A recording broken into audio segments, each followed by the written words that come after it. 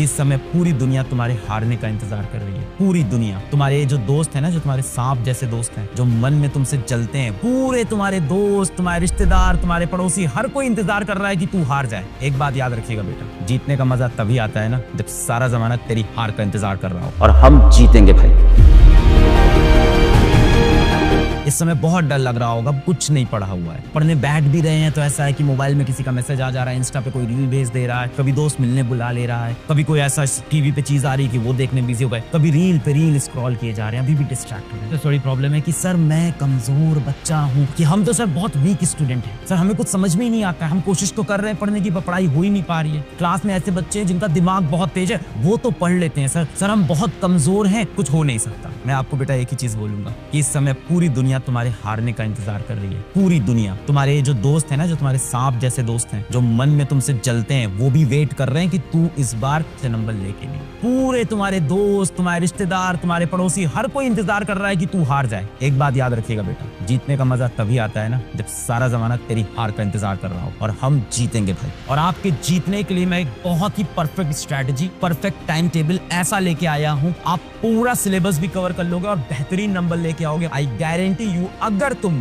तुमने दिल से इसको फॉलो किया तो काम बन जाएगा। पर उसके पहले तुम्हें कमेंट में ये लिखना पड़ेगा कि I promise I will follow. अगर तुम फॉलो करोगे तभी होगा, तो पहले एक बार सच्चे दिल से, सच्चे दिल से, जिस इंसान से आप सबसे ज्यादा प्यार करते हो अपनी जिंदगी में, आपकी माँ होंगे, आपके बाप होंगे, आपकी दादा दादी हो सकते हैं, जिससे भी आप सबसे ज्यादा प्यार करते हो। और खुद से क्यों नहीं प्यार करते यार? Love yourself. सबसे इंपॉर्टेंट पर्सन तुम्हारी जिंदगी में तुम हो बेटा। कोई दुनिया में तुम्हें इंपॉर्टेंट समझे ना समझे, तुम खुद को सबसे इंपॉर्टेंट हमेशा समझना, और तभी आगे निकलोगे। अपने आप से प्यार करना बेटा बहुत जरूरी है। दुनिया से प्यार करोगे हमेशा धोखा मिलेगा, खुद से प्यार। और खुद के लिए आज खुद से प्रॉमिस कर कि मैं अपने फ्यूचर के लिए यहाँ से मेहनत करूंगा। तो सबसे पहले कमेंट में लिखोगे I promise I will follow. Comment में आ जाना चाहिए I promise I will follow. अब मैं शुरू करता हूँ एक ऐसी स्ट्रेटजी जिससे तुम्हारे पूरे नंबर यहाँ से आ सकते हैं। सबसे पहली चीज, अभी एनसीईआरटी मत उठाना। एनसीईआरटी बहुत ही कॉम्प्लेक्स भाषा में लिखी हुई है। एनसीईआरटी वैसे ही है जो आपको पसंद तो आती है, पर आपको पता नहीं कैसे इंप्रेस होगी। कभी लगता है चॉकलेट देने से होंगी, कभी लगता है कॉपी देने से होंगी, असल में पता ही नहीं चला किस तरह से इंप्रेस होगी। तो एनसीईआरटी वैसे ही कॉम्प्लेक्स है। सबसे आसान तरीका है कि वन शॉट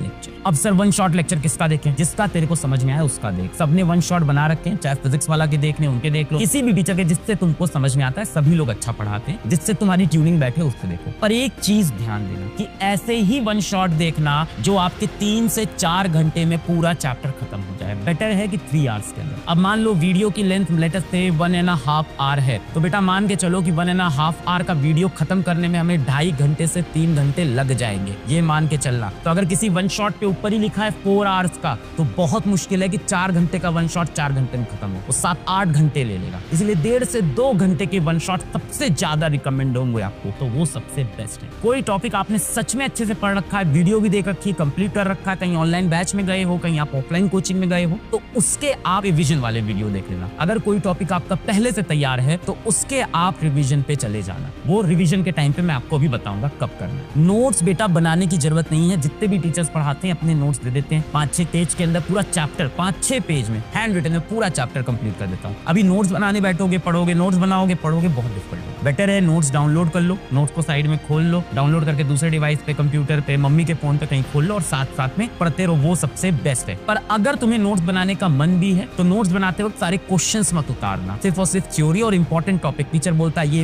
इंपॉर्टेंट, उसको अच्छे से कर लेना और नोट्स डाउनलोड करके लेक्चर के बाद में पढ़ लेना, अगर दूसरा फोन नहीं भी है तो। मेक शॉर्ट नोट्स, अगर नोट्स बनाने भी हैं तो सिर्फ शॉर्ट नोट्स, एक पेज के अंदर पूरा चैप्टर खत्म करने वाले नोट्स बनाना। Don't be stuck at one point. कई बार क्या होता है, पढ़ते पढ़ते एक क्वेश्चन नहीं समझ में आया, एक क्वेश्चन नहीं आया, लगा रहे हैं 15 मिनट हो गया, आधे घंटे हो गया, फिर दोस्त को फोन कर रहे हैं, फिर इंटरनेट पे उसका सोल्यूशन देख रहे हैं। अरे यार, एक क्वेश्चन से क्या तेरे पूरे नंबर आ रहे हैं? नहीं आ रहा है वो क्वेश्चन, एग्जाम में नहीं आ रहा है, बहुत कम चांस है उसके आने की। और अगर आ भी गया तो एक क्वेश्चन छोड़ देंगे, उसके चक्कर में 90% सिलेबस तो पहले कवर करें, कि उसको छोड़ देंगे, पहले वो 90% तो कवर करें। दिमाग से चल भाई, स्ट्रैटेजी से। आशिकी में नहीं कंप्लीट होगा। आशिकी मत कर लेना किसी सब्जेक्ट से, किसी टॉपिक से, किसी क्वेश्चन से। आगे भी फिर समय मिलेगा, फिर इंटरेस्ट से पढ़ेंगे। अभी आशिकी नहीं करनी है, अभी स्ट्रैटेजी से चलना है। दिमाग का खेल है, दिल से अभी नहीं छोड़ना है इस चीज से। Don't be stuck at any topic, any question. Daily revision 1 घंटे का करना ही करना है। बहुत से बच्चे सबसे बड़ी मिस्टेक करते हैं और अभी भी करेंगे कि पढ़ तो सब लिया, लास्ट में याद कुछ भी नहीं क्योंकि रिवाइज नहीं किया। सुबह से शाम पढ़ रहे थे, शाम से रात पढ़ रहे थे, अगले दिन पढ़ रहे थे, 7 दिन 10 दिन अच्छे से इस टाइम टेबल को फॉलो किया, सर सिर्फ एक गलती होगी, रिवाइज नहीं किया। मैं आपको बता रहा हूँ 100% पढ़ के और 0% रिवाइज करके आपके 40 नंबर आएंगे, और 50% पढ़ के और 50% रिवाइज करके आपके फिर भी 50 नंबर आएंगे। इसका मतलब रिवीजन।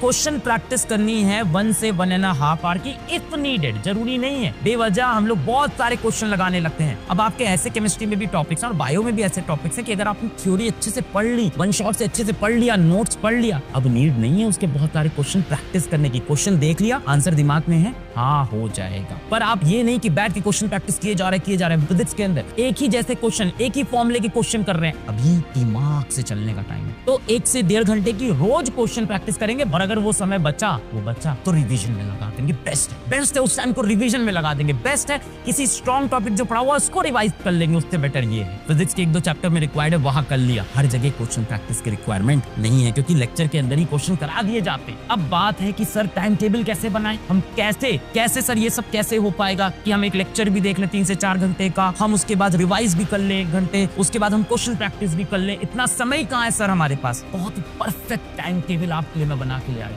बहुत ही आसान है। मैं मानता हूं कि आप 3 बजे पढ़ने बैठ पाओगे, खाना ना खाया 3 बजे आप पढ़ने बैठ गए। सबसे पहला काम, इंटरेस्टिंग काम कर लो। स्टार्टिंग में सबसे इंटरेस्टिंग काम कर लो। सबसे इंटरेस्टिंग काम क्या है? मूवी की तरह लेक्चर देख रहे हैं, समझ में आ रहा है, किसी भी अच्छे टीचर का लेक्चर देखो। मैं बोल रहा हूँ 1.5 से 2 घंटे से बड़ा लेक्चर मत उठाना, तभी वो 3 से 6 PM में सबसे पहले स्टार्टिंग के 3 आवर्स के अंदर आपने वीडियो लेक्चर कंप्लीट किया और नोट्स डाउनलोड करके पढ़ लिया। नोट्स बनाने हैं तो सिर्फ शॉर्ट नोट बनाना। इसके बाद क्या करेंगे? एक ब्रेक लेंगे भाई, क्योंकि 3 घंटे लेक्चर भी देख लिया, दिमाग में कुछ चीजें नई भी गई हैं, अब ब्रेक लेंगे। ब्रेक में भाई ऐसा है, किसी को चाय पीने का मन है, ग्रीन टी पीने का मन है, किसी को घूमने टहलने का मन है, कुछ खाने का मन है, खा पी लिया। साथ में टहल लेना, हो सके म्यूजिक सुन लेना, पर स्क्रीन नहीं देखोगे क्योंकि अभी 3 आवर स्क्रीन देखा है। इससे होता है ब्रेन रॉट। क्या हो जाता है? ब्रेन रॉट रियल फिनोमेना है। ब्रेन रॉट में क्या होगा? 3 घंटे में जो पढ़ा आधे घंटे में सब गायब हो जाएगा। 4-5 दुनिया की चीजें, मान लो आपने 10 रील देख ली, उसमें कहीं अमेरिका की बात हो रही, कहीं दोस्तों की बात हो रही, कहीं किसी यूट्यूबर की बात हो रही, दिमाग टहलने लगा, इतनी सारी इंफॉर्मेशन आ गई, कुछ स्टोर नहीं होगा, पुराना भी भूल जाएगा। तो स्क्रीन नहीं देखनी, इसके सिवा नहीं देखनी, आई प्रॉमिस। कमेंट करिए बात। ब्रेक लिया, स्नैक किया, वॉक किया, स्ट्रेच किया, एक्सरसाइज किया, साइकिलिंग किया, माँ बाप से बातें की, दोस्तों से बातें कर ली, स्क्रीन अभी नहीं चलानी। थोड़ा सा ब्रेक हो गया। अब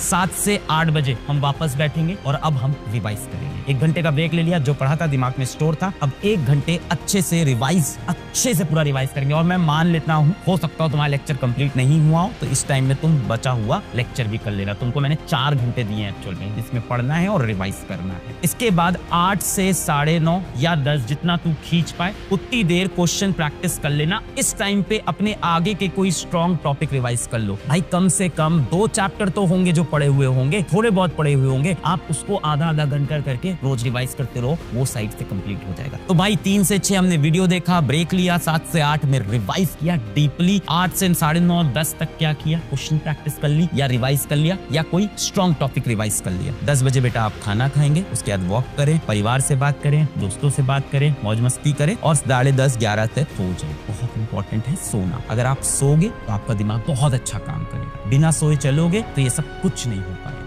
मैं बोल रहा हूँ, अगर आपको लगेगा कि नहीं सर ऐसा है कि मैं 4 आवर्स सोऊंगा और बाकी टाइम पढ़ूंगा, तो बेटा इस 4 घंटे के सोने के चक्कर में आपका कुछ कंप्लीट नहीं होगा। तो minimum 6 hour, minimum 6 hour, 7 hour है तो और बेटर है। मिनिमम 6 आवर तो सोना है, बेटर है 10:30 पे सो गए, सुबह 5:30 पे उठे, कम से कम 7 घंटे। ये सब हम फॉलो करेंगे तो काम बनेगा। और अगर अभी भी दिल में तुम्हारे जोश है, आग लगी है, तो कमेंट करो, I promise I will follow. बताना मुझे, मैं और वीडियो बनाऊंगा, तुम्हें जो भी स्ट्रेटजी चाहिए उस पर।